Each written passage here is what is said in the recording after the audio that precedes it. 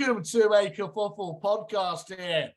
And I say this all the time, but with all those other people, I've been lying. When I say that they were royalty, I didn't really mean it. They were like subgenres. What we have here today is genuine estate agency royalty with Maxine Fothergill. How are you, Maxine?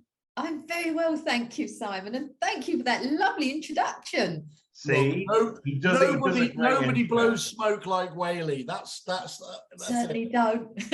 No, and of course David Mintz. Hello. Yeah, well, not quite as famous, but you know, everybody needs something to aim for in life. Maxine, I'm gonna ask you that then, as somebody who's still very much in the sort of building a career and trying to get places. How on earth do you fit in everything that you fit into your life? Because when I look at you on social media, you're attending, you're speaking at a conference, you're attending a barbecue, you've been with the London Landlords Accreditation Scheme, you're winning awards at your own agency, you're speaking at the NRLA, you're doing something for Property Mark. You're also, if I'm not mistaken, a district councillor. And how, just tell me, for all the people out there who say, I can't fit any extracurricular activities into my diary, how do you find that energy? How do you do it? I enjoy it, and I think all the time that you're actually enjoying something, you don't mind doing it. You know, it's like that old saying, isn't it? If you want something done, you ask a busy person. And I'm a very busy person, but I will always get things done. So yeah, I mean, I just absolutely love, you know, doing what I do, to be totally honest with you. And the day that I stop loving it, I'll stop doing it. So but it's about time management. Sometimes I don't get much sleep. Other times, you know, I'll be so knackered because I haven't had much sleep that I might spend 2 days having sleep. But I know I'm not the only one, because I know Simon Wells also like me as well, and probably you as well, David. So we're all really busy people, but we just fit things in because we love doing what we do, and I think that's where it makes a difference. The secret is, Maxine, I never sleep. It doesn't appear to have affected me mentally yet anyway, so I'm all right. Are you a person that needs you know, are you at the Margaret Thatcher end of the scale that needs just a 4-hour session to do it, or do you enjoy your snoozes? No, I don't really sleep very much, to be totally honest with you. Probably the 4 hours is fine. Actually, it was a really interesting program on television last night about sleep and how you can improve your sleep. And I didn't turn it over to the last 15 minutes. So I'm going to watch that, because I think that it's actually good for you to get more sleep than I do. I can tell any of our listeners now, if you want to enjoy sleep, just listen to this podcast and you'll be within seconds. The sweet dulcet tones of David Mintz and Whale will send you to sleep. Well, before we put anybody to bed, I think I'd just like to sort of recap one of the most prominent roles that you've held in your many roles that you fulfill. Has been as a very sort of visible figurehead at Property Mark. So together with Liana, you guys have been rocking every meetup that Property Mark have held across the country. So you flying out to, was it the Isle of Man or the Isle of Wight, somewhere like that? No, that was Jersey, I think. Jersey, wow. So yeah. You've covered it all, and you've put in an awful lot of time there. What was the highlight of your presidential career there? Oh God, I mean, where do I start? I mean, it was a wonderful year, I'll be honest with you. I mean, as a small business owner, I've run my own business, Amax Estates, for the past 20 years. And I believe that everything that I achieved within my year is what I wanted to, which is what I set out to do, I actually achieved. And so one of the big things for me was about apprenticeships and raising the bar, raising the standards, and talking about it, and actually, like, not just talking about it, but getting something done about it. During that year, I actually attended, I was counting up my diary yesterday, and I attended over 40 different events of varying different things that I attended. But the great thing about doing that was being able to be at these meetings face to face, because of course the previous year we'd had COVID, you know, people had stopped going out, they'd all become hermits, they had to, and people loved actually being back out there face to face and networking and talking. And so for me, going out and seeing people again, I was able to really talk to our business owners and listen to them, and you know, from the big corporates down to the small business owners like myself, listen to their feedback, and then be able to then interject that back into Property Mark. Because the one thing that you do when you're in a president's year is that you go to all the main board meetings, and you're given a slot where you're able to actually give your feedback. And I think that's really important, because as a president, you're out there and you're on the coalface, you're actually talking to people. Yeah. And so, you know, it's actually gives that opportunity to be able to do that, which I felt was very much, you know, part of the ambassadorial role, to be able to get out there and to tell people what we were doing. And I felt really proud of that, really proud to be able to achieve that and do that. You definitely managed to do that, because you were a very visible presence. And I know it's not just sort of for social media, but it is important that that message gets out to sort of a younger group of people who are looking, you know, younger people feel that they don't have enough time. You're obviously shown that you can fit loads and loads into life if you love it and you've got passion for it and you can do it. And I think that's the key to most successful people. I think that they find the time for the things that other people say, you know what, I'm gonna take a break on that. And so the challenge with the next generation is to convince them that actually being members of organizations, but more importantly than that, taking leadership roles in organizations is worth the payoff. Yeah, definitely. I mean, it's kind of really challenging. You know, the one thing, it's like with young people, they don't know what they want to achieve, what they want to do. I mean, who does? Did you know what you wanted to do when you were 16? I haven't got a clue. And by the way, I certainly didn't. Thank you for referring to me as young people. I don't get that often. Oh, no, I'm talking a few years ago. Okay. But it is difficult. You know, it's like I've got 2 kids of my own. It's really hard knowing what you want to achieve. I personally, I had no idea what I wanted to do when I left school. I was intending to go to college, and then I was going to become a nursery nurse of all things. And then I ended up falling into banking. And then I ended up falling into a estate agency. But one thing I wanted to do, and I wanted to change the whole face of things, was to actually get out to young people, to talk to employers, to get out to young people about the importance of actually making this a chosen career.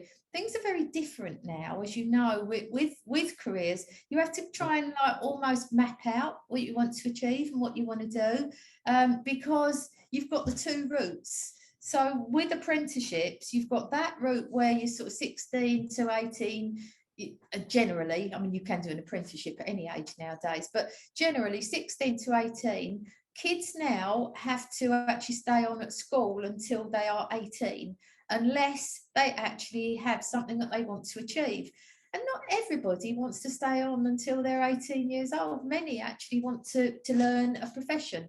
And I think that this is such a fantastic opportunity and such a great career to get into, because everybody needs it. We all need somewhere to live.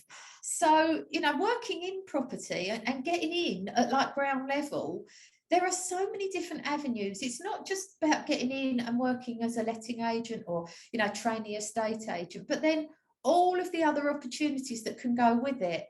And if you go in as an apprentice, then the sky's the limit. You know, you can literally choose what you want to do within the career of property. It can be a tremendously rewarding career, and I think for young people. And do you know what?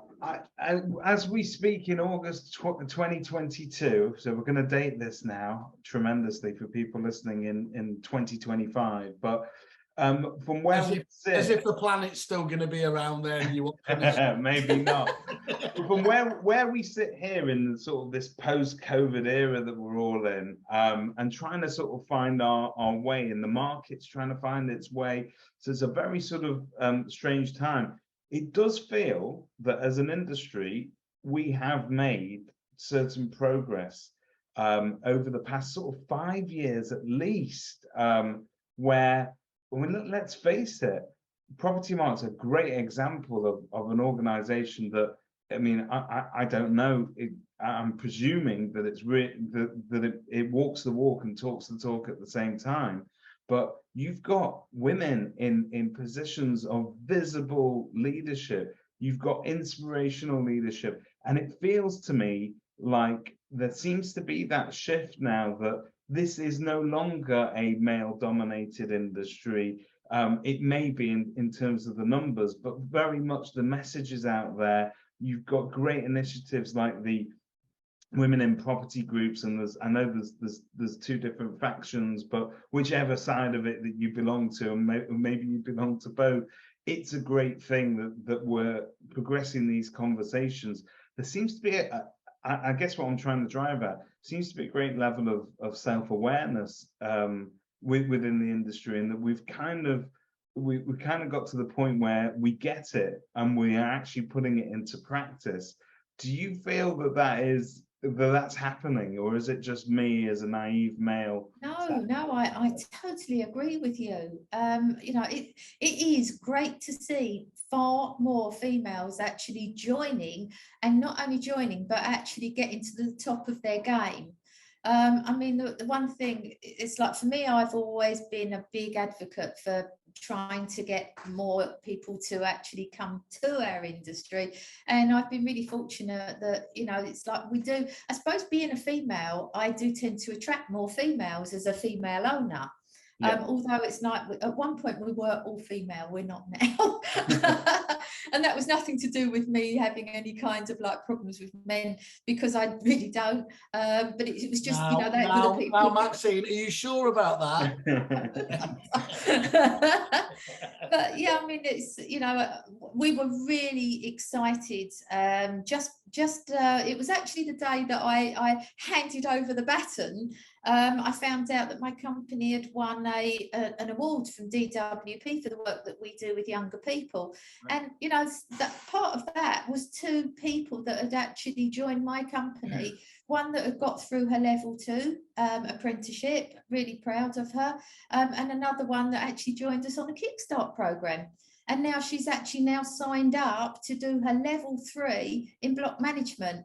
And, you know, these are 2 more females. So I'm so proud of that, you know, it's giving women an opportunity to really, like, not just to work in the industry, but to actually grow and to excel in what they do.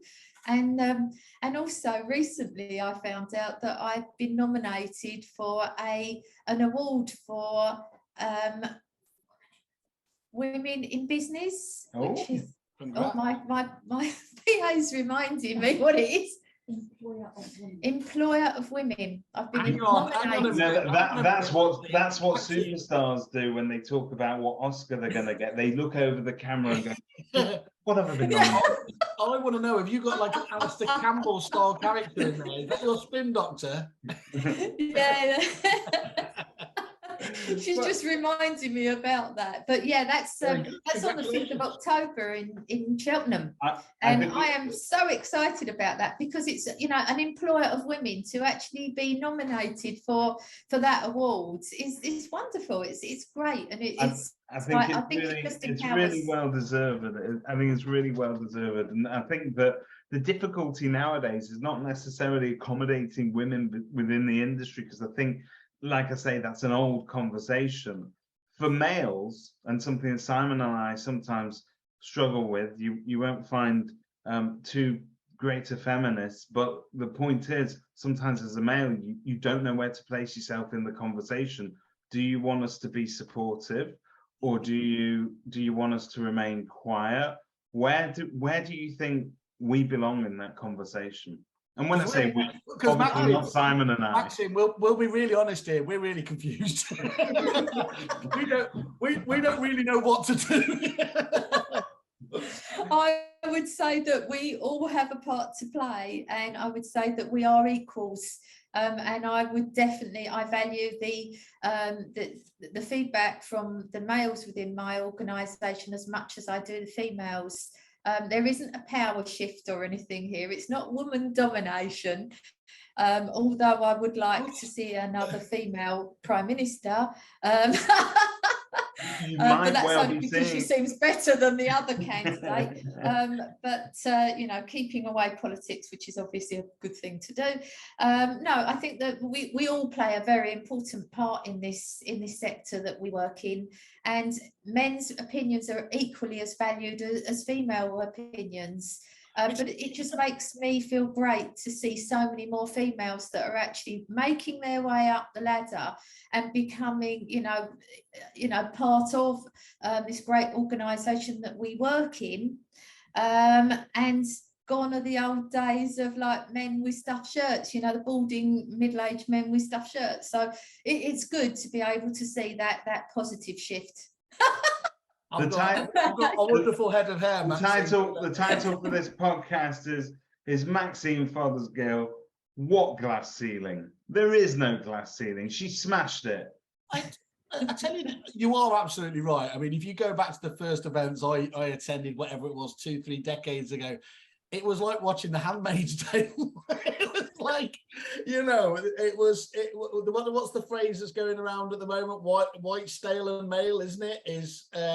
And look, we've still got a lot of work to do on that front, but those early ones, it was pretty dire. But I'll tell you what the problem you've got, isn't it? Which is, and I didn't do myself the best justice when I was explaining to a couple of the leading ladies in the Women in Property group, mainly because I had about 14 strawberry daiquiris.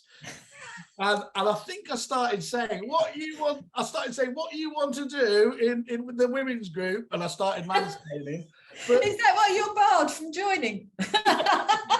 There's one of the many reasons, yes. There's a few, but the problem isn't it, is that actually, where I was trying to explain myself before I lost the use of speech, was that you saw people famously like Chris Watkins, who was always, I think anyone who realises that Chris, his heart is in the right place, and he asked those questions always whenever he's on his couch. You know, it was about, you know, as a woman in property, how do you cope with, you know, childcare? And he got a lot of grief. He got a lot of attention. It's like, well, you wouldn't ask a man that, but you know, that's like asking a white male whether they've experienced racism.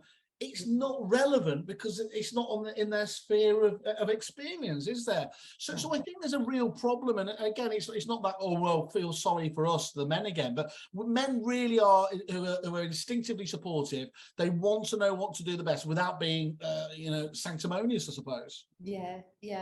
No, I know what you're talking about, and I do remember the podcast that you're actually, or the webinar that Chris did that you're referring to. And you know, I don't really see that we have a problem. As I say, I think that we're all very much equal. We all have our opinion, and that's what makes the world go round. So you know, it's like, it's a fact. Women have babies, you know. Can we do that again, where you do say, I do think that Chris Watkins is the problem within this industry? Oh, I'm a client of Chris's. I would never say that.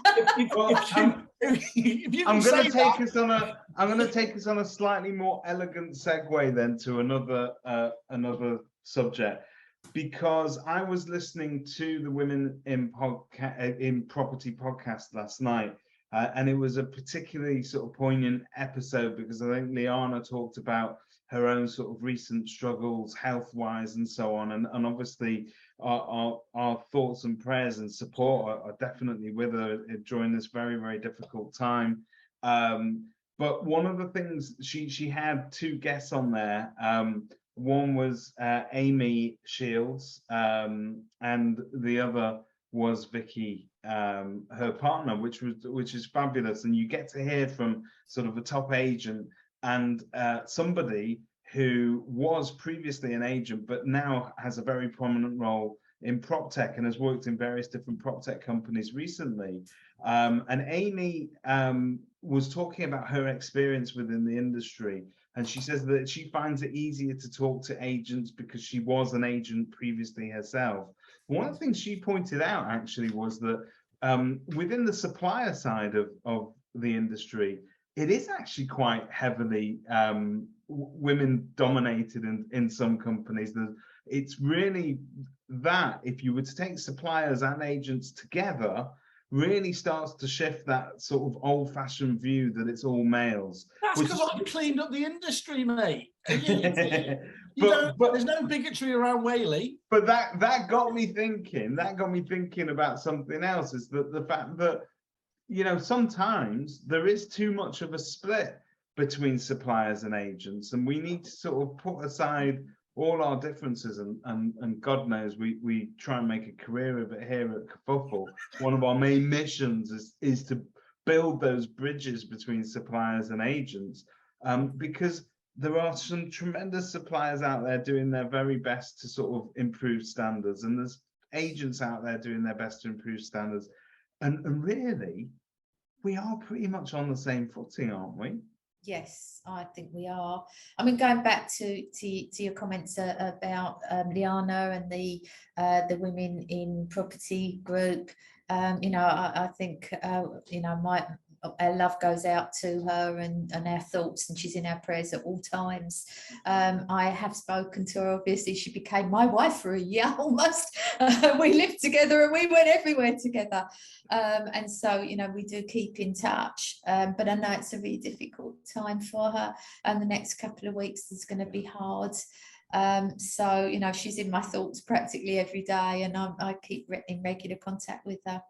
But going back to your question, Maxine, I look forward to the minute I see the pair of you at any event. Of course, I make a beeline for the pair of you, even with all those restriction orders on me. I always go.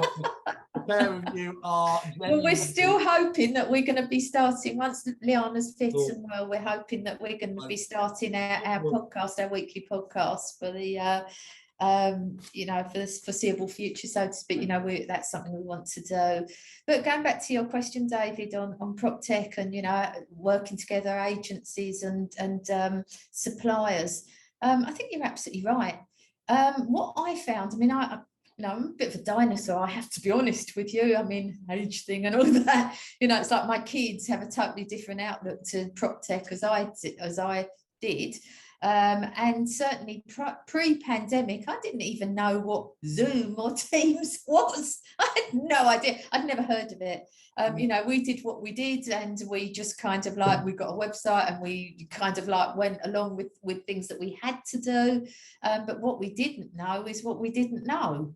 And then during the pandemic, all of a sudden we had to close our offices, or, you know, like try and work remotely from home. One person was coming in, and, you know, just to keep the business going. The one thing that I didn't do, I never made anybody redundant, because in property management, you can't, you know, the job is still there. You still had to actually do the job on a day-to-day basis. But what we did discover is better ways of working. And this was obviously through prop tech. So, you know, we were able to continue to work by changing the way we worked. So, for instance, for us, where everybody had a fixed computer, and, you know, it's like we'd sort of like kept upgrading them over and over and again, and my IT man would say, Maxine, I don't know how long these are going to last, but we kept them going. All of a sudden we had to change everything. So now everybody has a laptop. So, you know, that sort of got over that. The phone thing was probably the main problem for us, because we had an old phone system and a via phone system that was fine if you worked in the office, but it didn't do much else. So we had to change to a digital phone system. That, of course, now has enabled us to be able to have like an app on everybody's phone. They can change things over. They can actually, you know, get their phone directly coming through to them. So they can basically work from wherever. It really makes no difference. And of course, we all have to rely on technology now. So we've got really much better systems, which were cloud-based systems. We didn't used to have cloud-based systems.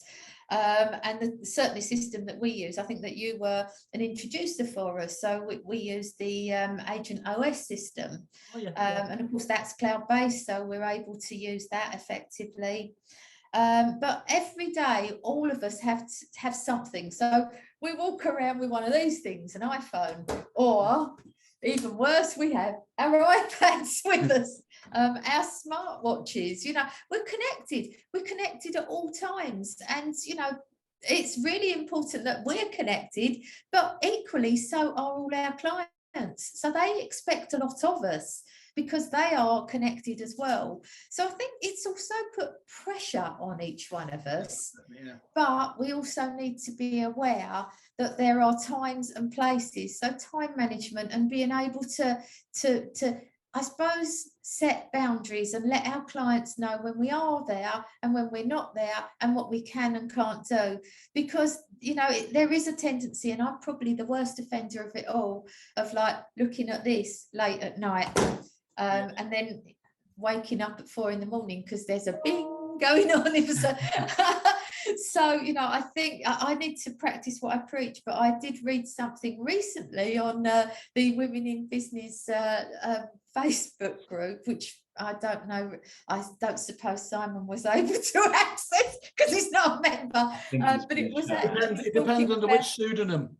Well, it was talking about time management, and it was Lacey Noonan, and she was talking about how she switches off now and how she's actually able to, at 6 o'clock at night, how she's able to actually switch off, and then she doesn't look at her emails again until 8:30 again in the morning, and how it's made such a difference to her, both physically, for her life, for her children, for her family, and everything else. So, you know, prop tech has certainly, you know, enabled us to work more efficiently, smarter, but it's also, there's a time and a place for it. So I think that we need to also find that kind of balance that actually makes things work for us as well. And Lucy's a great example, isn't she, of a supplier who's doing some fantastic work at the moment. She seems to be everywhere, but she's helped a lot of agents to sell their business or merge, and it's great to see her thriving. And she's obviously a very outspoken advocate. She has this very passionate way of talking about our industry and the things that go on within it. But one of the other things that gave me like a glimmer of hope that things were changing between that sort of unnatural separation that we used to have between people from the supplier world and people from the agent world was actually a Property Mart, where in the most recent sort of election, you had, I think it was Darshan Sangha was one of the candidates. You had Greg Suman, and you also had Sean Henning Metcalf, who is a supplier in her own right. She is an inventory clerk, but she also has a tremendous inventory company as well. They have a brilliant platform most people are familiar with. And for a moment, as that election was happening and I was considering who to vote for, I actually got very excited because I thought, hang on, this is a glimmer of hope that actually maybe suppliers will start to get a voice within Property Mart. But I also thought to myself, that might make certain people at Property Mart feel very nervous. So, because previously, I think it's probably fair to say, suppliers have been a means to an end. You have a certain list of recommended suppliers at Property Mart, and they bring in revenue, sponsoring different events and coffee and all sorts of different bits and pieces. But I'm wondering whether it's time that conversation progressed a little bit more to actually more than just this is a meal ticket for somebody. These are people that actually have a voice within our industry. I think you're right. And one thing I will say with Property Mart, I think that Property Mart really do give a platform to the suppliers, and they're working more and more on giving the platform to the suppliers. And I think, and I must admit, I wasn't there because I was actually at Harrogate on a LGA conference, but I am aware of who was there at the NAA conference. And I think that there was a big platform there for the industry suppliers to actually be able to have a voice and to be able to have a panel session. So I do think that the Property Mark are actively working with the industry suppliers and getting the industry suppliers to actually get that voice. I mean, I'll give you an example. It's like when we get the industry suppliers coming along to the varying different conferences, if they're actually sponsoring an event, they often get that elevated platform to be able to talk on the, you know, at the meeting at the very beginning about their software. Now, recently, it was my last event actually, and it was in June in Wales. We had Kim there, and she was talking about the KPM. Is it KPM? KPR, the KPR platform. Now, I had never really, I've spent a year going out there and I was listening to all the different suppliers, but I'd never really listened to that elevated speech before. But I did this time round because I was sitting there thinking, actually, that'd be really useful for me. Oh, it integrates into my software. Oh, it's going to do this, it's going to do that. And we've actually signed up to it. And we're really excited. We only did the training yesterday in the company, but it's another thing that will actually help us to be able to work more efficiently as a business. But that was once again, it was an introduction through the organisation, through Property Mark. So I do think that Property Mark are actually helping those industry suppliers to be able to really get a voice and to be able to sort of sell their wares, and how we can benefit to actually work smarter as well by using the varying different softwares that are actually out there. And let's face it, I mean, that's the reason we exist, really, is that before, if you think about it, with a few notable exceptions like Property Mark, there was nothing really available, was there, for agents, you know, back in the old days, but going back even like 15 years ago, you know, you'd be well to find that 30 or 40 of the normal suppliers. You'd have your traditional companies like your Ravensworth in print and whatever else there. But as we know, with this explosion of prop tech, and there were documented well over 800 you know, suppliers, and it's gone through the roof even more than that. Well, you've got day jobs to do. You know, you've got to service your own clients. How are you meant to know what are the best companies to look for, and indeed which are the ones, you know, we're lucky we don't have too many rogue traders, but notably over the years there have been some quite bad ones. It does need people like Property Mark, and dare I say it, ourselves to help out there. I think so, and obviously your site as well, Simon, because it's like there is that kind of like one-stop shop there, and certainly I came to you when I was looking to change my software, and you were able to get me a discount and able to sort of like introduce me to people, and I know that the software that you're actually introducing is stuff that you've already spoken to the suppliers, you know the suppliers, you know you're happy to actually advocate that they're going to be a good supplier. And I think that's really important, because you're absolutely right. If you put in a Google search for prop tech in estate agency or lettings, you'll come up with God knows how much, and you just end up with confused.com. So you need a platform from your industry and from yourselves to be able to like hear from people. Now, the great thing when you go to a Property Mark meeting is you can actually, like, it's networking. It's actually talking to people about, oh, you know, I've been speaking to Simon at Kerfuffle, he's sort of suggested this, anybody else using this? And then, of course, you know, many of these industry suppliers, they actually will go to the conference, and they'll have their industry stands there. So it's also an opportunity to be able to speak to the industry suppliers and get, you know, a proper conversation with them in a relaxed atmosphere, rather than on a Zoom call where you don't get that same interaction. So, you know, at the end of the day, people buy people. And if you've got confidence in somebody and confidence in the industry supplier, you know, it's like it does make you actually feel that you can really work with that supplier. I mean, I'll give you an example. Jez, you know, great big tall fella. Every time I see him, we have a great big hug. And he almost lifts me off the ground, because he's the big prop tech giant, as how we know him. He certainly is. You know, I'm 4'11" and 3/4, and he's probably about 6'6", and he sort of, you know, sort of like pulls me off the ground and gives me a great big hug. But that was all industry driven. You know, that was all through networking and getting to know him. And then actually, if I ever have a problem now, I know where I can go directly to him and actually say, oh, you know, can you sort out this? I've got a little bit of a problem. You know, we're not too sure what to do. And I think one of the things that I think going back there is absolutely true is that you mentioned how easy it is to Google and see how many there are. What's interesting though is if you are doing that on Google, because we're not in the consumer world where we've got millions of clients and okay, we think it's massive to us in property, but B2B, 20,000 whatever estate agents there, it's really hard to find those people who are validating and doing it other than what you're doing, which is, you know, let's face it, is, you know, when you're lucky enough to be able to make it to these fantastic events. Because if you look on Google and you try to look for how many Facebook reviews or Google reviews, you're lucky if they've got any. There's certainly a tiny number. So, you know,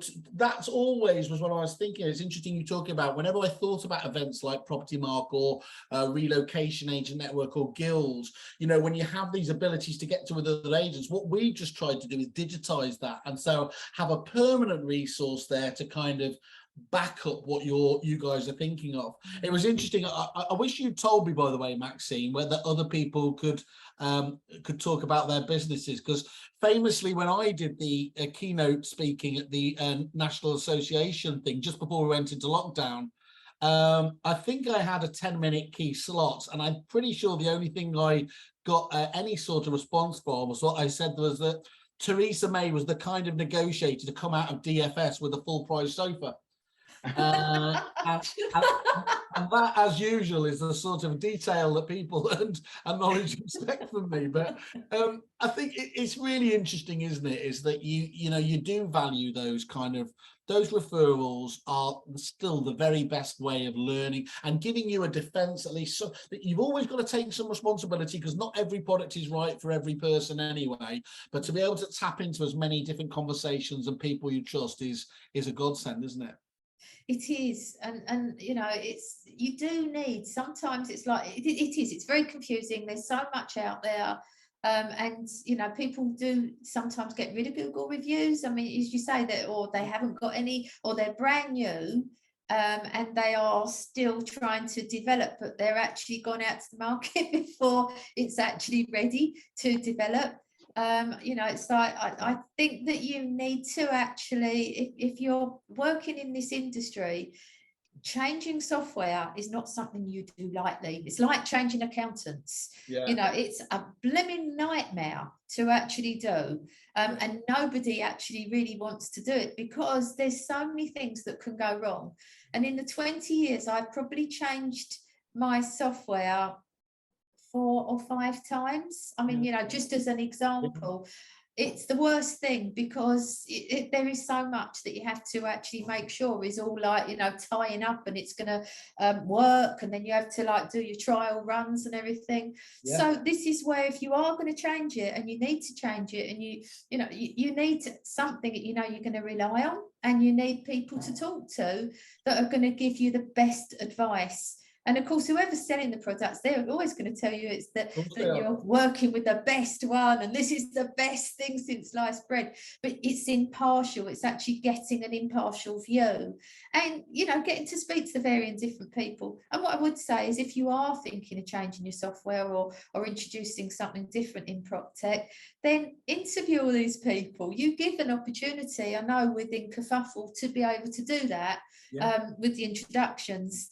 And so, you know, go and speak to all these different people, arrange all the Zoom meetings, and get yourself down to, you know, one of the networking events at the Guild, at property, you know, at the Property Mark meetings, and speak to the suppliers, because that's when you really will get down to the nitty gritty, but also speak to membership and find out who's doing what, because that, I think, is where industry, if you get direct advice from a fellow colleague who's actually working in the industry and they know it works, it might not be perfect for everybody's business, but at least it's actually like that kind of like recommendation does help. Recommendations, I think, are quite key. So I did some snooping around behind the scenes at Property Mark, and I spoke to a few members as to like what their impression of you was and what they're going to most miss about Maxine's presidential term. And they're all going to join us on Zoom now. We'll get them in. This is your line. But do you know the one thing that came up with several people, and this is the one commonality, I think it's great, was that they all said that Maxine is not afraid to stand up and speak out, even when it's not the sort of popular opinion, but you will give a voice to those people that have previously been a little bit sidelined or been voiceless, and you've been a very strong advocate for everybody to be included as opposed to just the usual suspects, because there was a time where it was very much same old, wasn't it? Yeah, well, that's lovely, and I'm pleased that people made nice comments about me. Yeah, it's you know, as I said to you before, I mean, it's like I was out there a lot. I attended over the 40 events, and you know, being given an opportunity to actually talk to people, I think was a privilege. It's Property Mark is a large organisation. There's over 18,000 members that belong to the whole of the organisation. Obviously, the organisation have gone through quite a few changes. You know, we used to be like ALA and NAA, and now the meetings have changed where, you know, that generally they're kind of like you've got a bit of everything that's thrown in. And so it has been really interesting and been part of that journey with, you know, positive changes that have actually occurred within the organisation. So, you know, it's like, yeah, I mean, I've really enjoyed the journey, and I think it's been so many things are changing for us.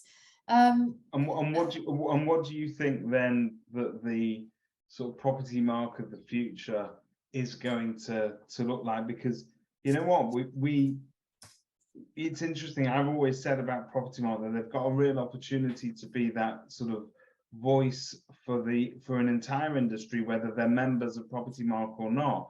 Property Mark's the most visible force out there that is talking to government. They are supporting agents and so on. And it's not a small organization. This is a multi-million-pound concern. I mean, you've got very healthy member numbers, but you also they got a lot of revenue also from various different activities that they do, training they provide, the courses. They're also doing lots of work with suppliers. Suppliers have to pay to be on their panel, etc. So there's lots and lots of revenue flowing in there. Where do we want to see this kind of deployed in the future? Where do we want to see Property Mark thriving? Well, I think that there's huge amount of changes that we're going to be seeing, especially in the lettings industry, because as you will be aware, because everybody's talking about it, we've got the white paper, and the white paper is going to be the biggest changes that we have seen in our sector for the past 30 years. So I think one of the important things in, you know, working with regulation and working with Property Mark is that I would like to see through the white paper, and it's certainly not actually there at the moment, but I'd like to see ROPA come back on the table. And Property Mark are really good when it comes to the lobbying and actually being a voice for the agents. So, you know, that's one thing that I think is really important. What's going to happen as far as the consultation is concerned is there's going to be a lot of roundtable groups. Initially, the consultation closes imminently. It's only another couple of weeks that it's going to be open.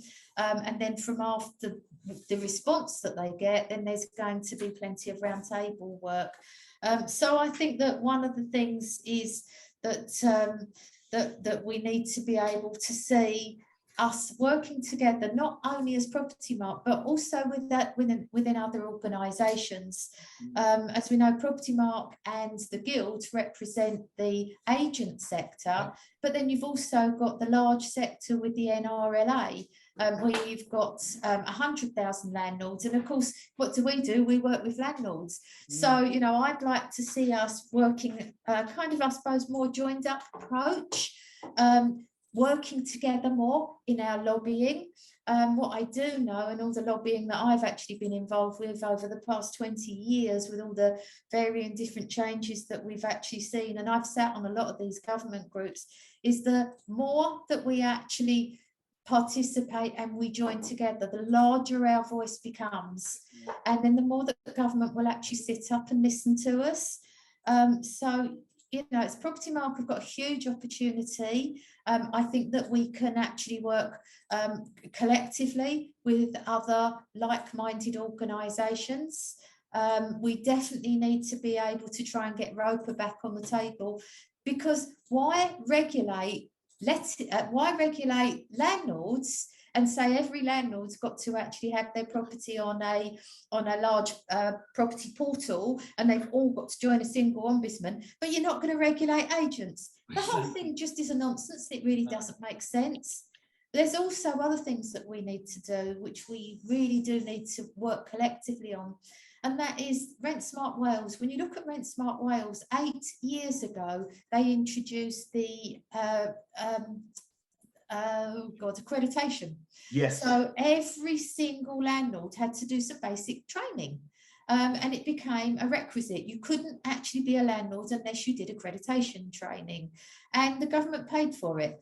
Did they? They didn't really. It was all part of the process. Yeah. And then there were plenty of opportunities for training companies to go out there and to be able to offer that training for landlords. Now, it's like the one thing in the landlord and tenant sector is that we might actually act for our landlords, but equally, the landlords need to know what they need to know.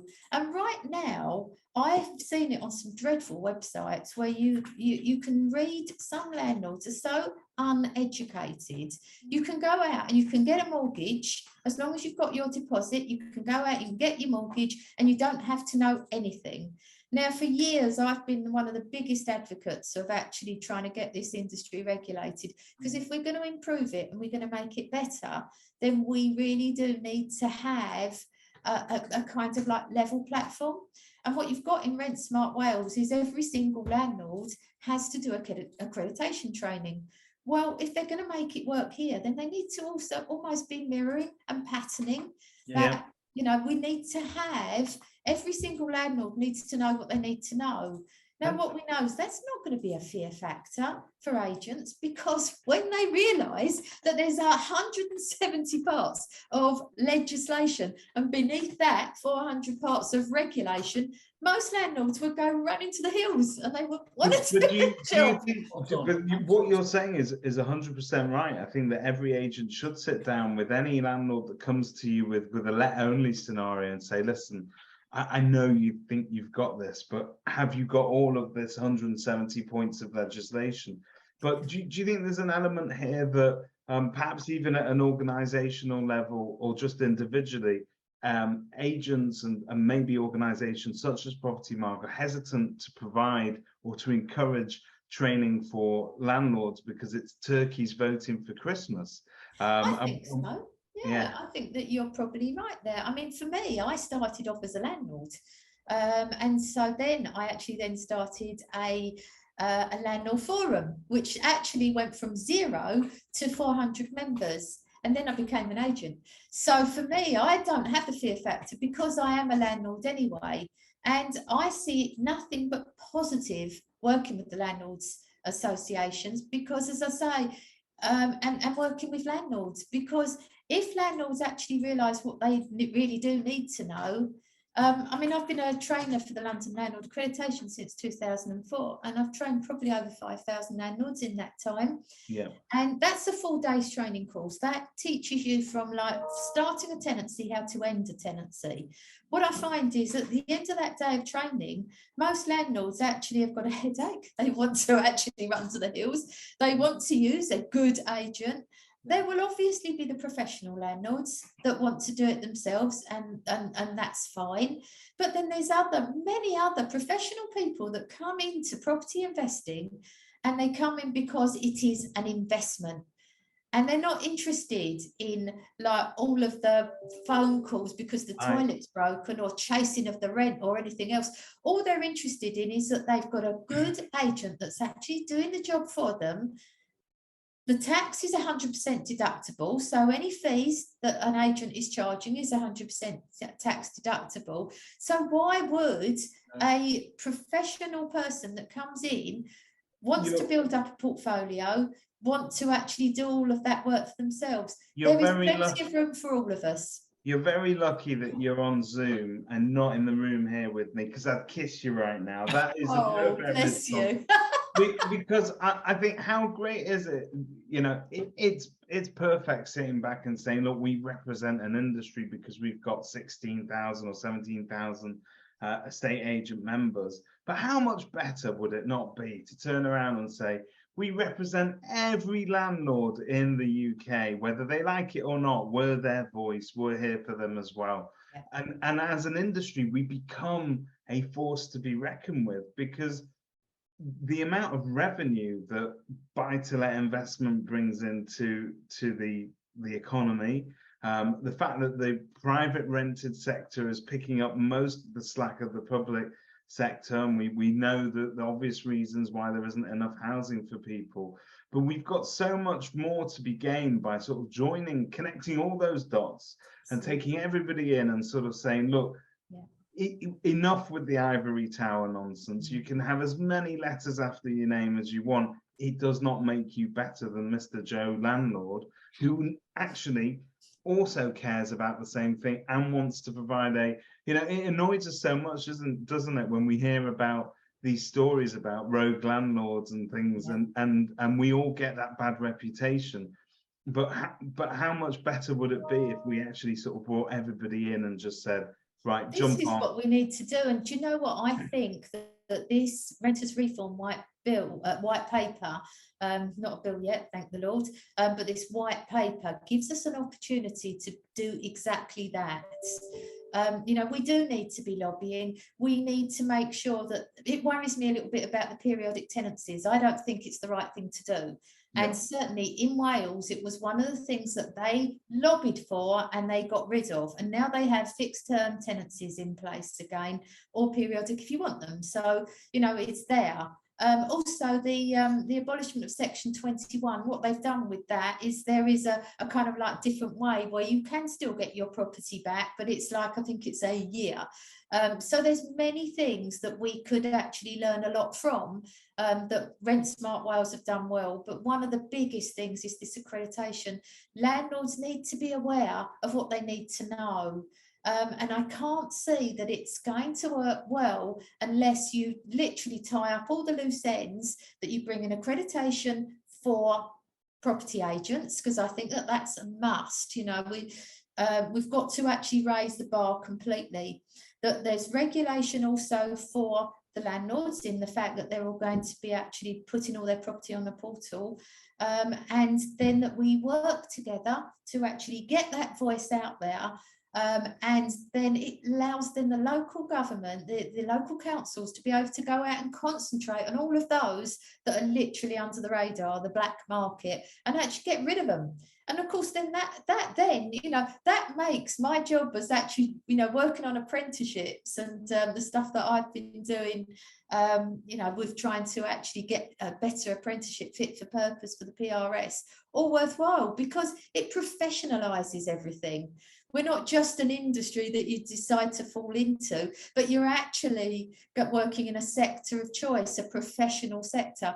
And let's face it, in America and in other countries, it's regulated and people are actually looked up to, not the fourth, most hated industry in the country. And we need to change that. And I think we've got a huge opportunity right now in front of us to be able to change that. Yeah. She gets my vote. She's in. Yeah, I'm already. Maxine for Prime Minister. Yeah, absolutely. Maxine, can I just ask you, not to get all property paxman or anything, but what was the hardest, biggest challenge you faced when you were president that you can talk about? I suppose fitting everything in. It was really difficult. It was a 12-month stint of literally, 40 odd events that I was attending and being away from home on a constant basis. And that's hard going because I'm still running a business. I've still got a husband and a family, and being able to sort of juggle everything. And I think that was probably the hardest thing to do, because of never actually, not being at my desk and being constantly away, and that constant having to look at emails and trying to keep all the balls up in the air without too many things falling. And that's quite difficult. It is quite challenging to do that. So I think being a president isn't for the faint-hearted. I think you've got to really be committed to go out and do it. I've been making a few notes, and 40 events, I assume that was a month. That sounds perfect to me. I'm going to send Nathan my application for that job role right now. I think you'll rather enjoy living out of a travel lodge in Warwick. You'll love it. Prop Tex Alan Partridge. Yeah, exactly. You and Nathan can bunk together. Maxine, I want to thank you very much for your time. I feel like we could carry on talking forever, and that's usually our way of saying, will you please come back again? Oh, thank you. Can I just do a quick plea to whoever gets to be Prime Minister? Sure, go for it. Thank you. So I'm going to look at the camera here and say this. Whoever gets that big spot to be Prime Minister, please listen to our sector, our industry. We need tax breaks. All the danger all of the damage that's actually happened through the Section 24 has been devastating to our industry. Many landlords have actually upped sticks and they've left because tax-wise it's just not worth it for them. We need some tax break. We need to be listened to. We've got a huge housing shortage out there. Not enough housing's being built, and people are leaving the sector and people just aren't moving. So if you want to get the sector back up and running again and working really well, then please listen to landlords. Please give us the opportunity to get in front of you, and please give us some tax breaks so that we can, like we've done before, become the saviour of our industry, to make sure that what we are talking about now, or what keeps being said, is that we have a broken sector. No, we don't have a broken sector, but we have a sector which needs help and support, and it's only you, Prime Minister, that can make that happen by listening to landlords and providing some tax breaks and encouraging more landlords to join this really vibrant and important sector, to be able to provide more good affordable homes for so many people that are really stuck and need your help. Maxine, if I wasn't wearing shorts, I would be standing up saluting now.